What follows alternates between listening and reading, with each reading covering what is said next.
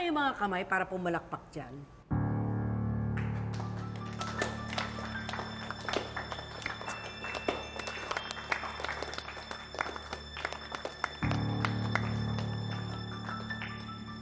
Alam ko, madami sa inyong may ayaw sa akin. But, let's all work together for the betterment of Apex.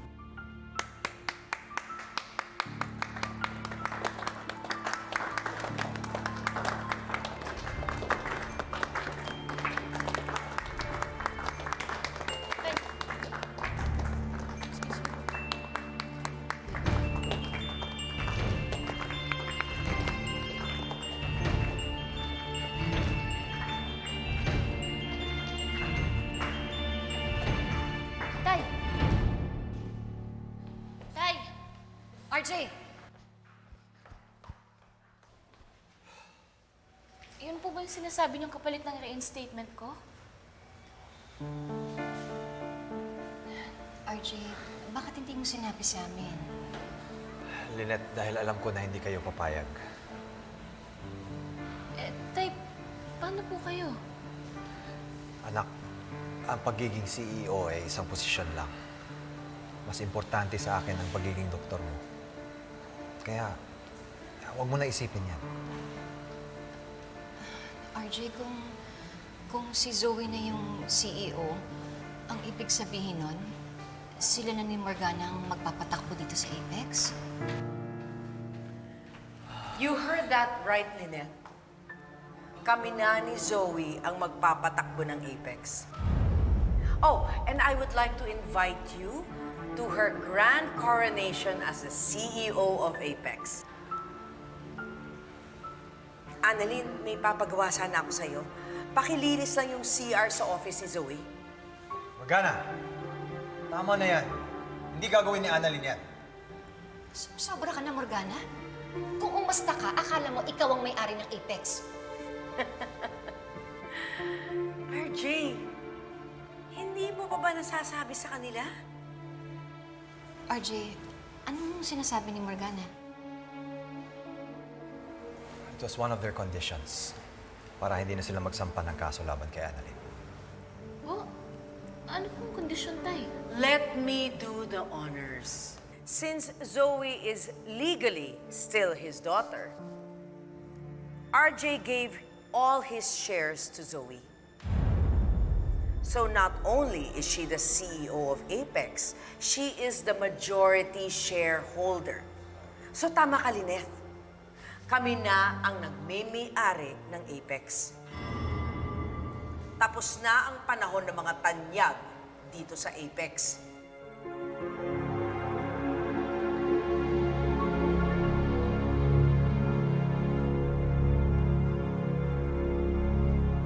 I still can't believe na gawa mo to, pare. Alam ba to ni Giselle? Tatawag ko pa lang. Pero kung kailan, hindi ko pa alam. Hindi ba legacy ni Sir Pepe itong Apex? Kaya niya ipinamana sa'yo? Yes. At plano ko rin sana ipamana kay Zoe at saka kay Annalyn. Pero ngayon, si Zoe na lang makikinabang. Hindi lang naman si Zoe ang nag-benefit sa desisyon ko. At least ngayon, doktor pa rin si Annalyn. Mas importante ang pangarap ng anak ko kaysa sa pangarap ko.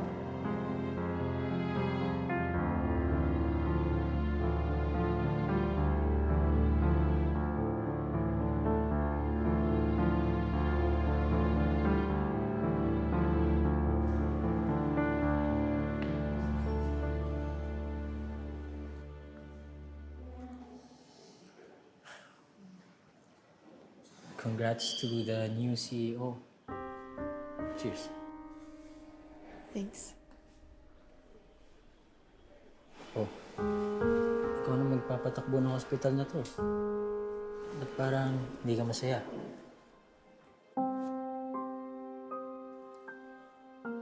Alam mo, inisip ko, once malaman ni Daddy na hindi niya ako totoong anak, I'll be nothing.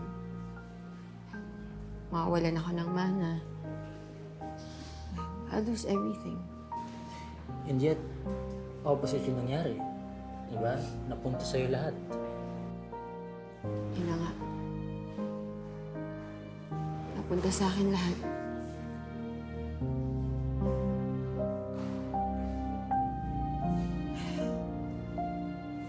Pero bakit ganun, Harry? Bakit? Para hindi ko magawang maging masaya.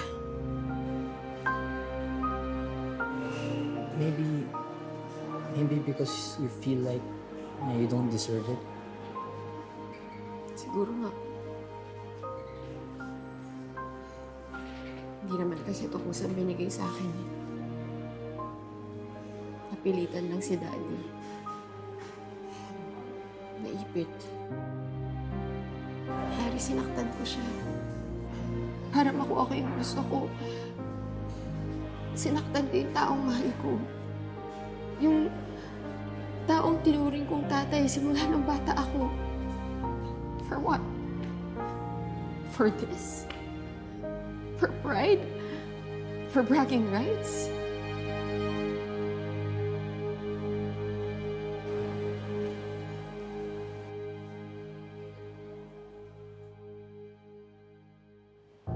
Kumusta na kayo?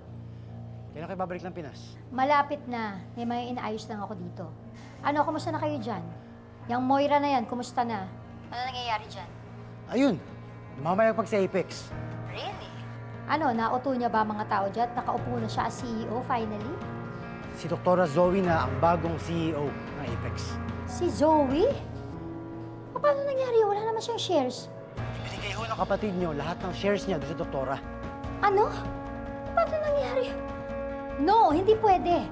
Hindi ganun ang pinangako sa akin ng mama bago siya namatay. Madam, nagtaka pa kayo. Alam niyo yung kapatid niyo kung paano kumilos. Traidor.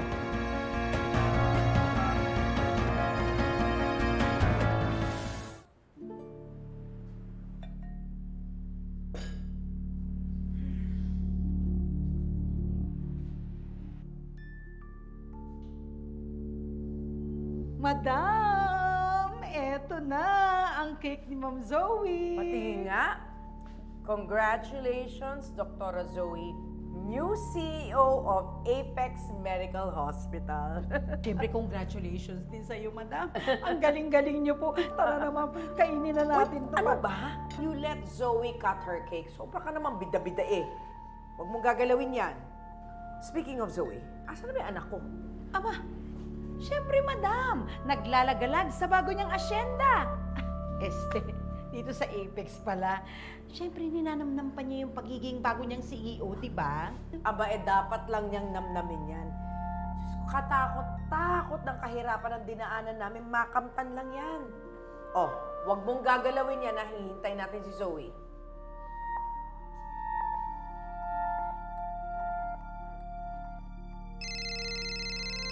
Ay, Madam, nagre-ring pa rin. Anong number pa rin? Sagutin niyo na, ang kulit eh.